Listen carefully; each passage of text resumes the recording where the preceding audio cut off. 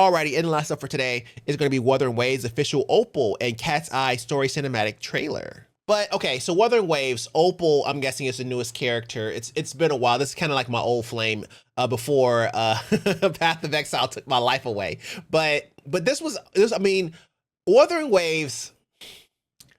I don't even know what I want to say about Wuthering Waves at this point. You know what I mean? Like I really enjoy Wuthering Waves, but you made it you kind of made it so that I don't need to spend money. Everybody's good. Like everybody's good, bro. Like literally everyone's good. And then the person who was bad, they replaced it with a character who's excellent. So it's like, everybody's good. The game is hard. Don't get me wrong. It's just I don't see a need to pull for some of these characters. Like, okay, think back to Genshin Impact. All right. It was Venti. Okay, Venti was very good and he had a pull effect, right? But he was wind. So because he was wind, he really couldn't interact with a whole lot of different things because like you wouldn't take him against fire if you're trying to fight fire, right? Because he's not going to interact with it. He's basically just going to make them do half damage because he's not going to do a lot of damage to him because he doesn't do a lot of damage in and of himself. So you needed water. So then comes Mona and basically Shinsho. So then, okay, all right, Diluc. Okay, Diluc was the main event fire person, but he was melee.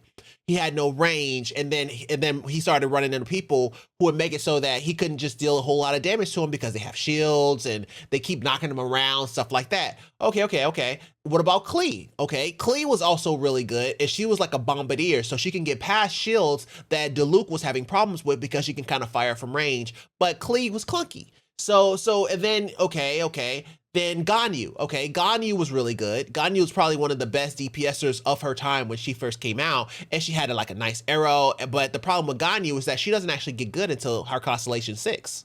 And her Constellation 6 is what made her good because she can fire, flip back, fire, flip back kind of thing. And that made her a really good character. And so when you start thinking about it, like everybody had really true weaknesses. You know what I mean? But in Wuthering Waves, that's not the case here. All characters are good at Constellation 1, and you can get their weapon automatically if you pull, like 50, 60, 70 or whatever, but there's no chance to not get their weapon, right? So they're all good.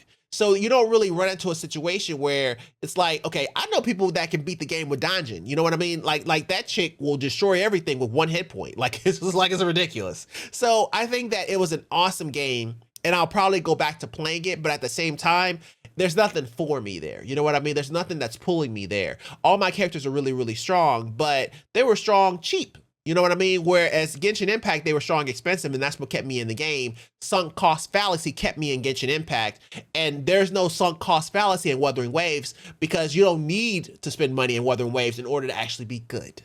And which is crazy that an addiction is the reason why I suck with Genshin Impact, but it's not the reason why I suck with Wuthering Waves. So that's a very interesting take, but I think that one is right when it comes to Wuthering Waves. Love the game, but no sunk cost fallacy here. So, it is fallacy for a reason, I guess.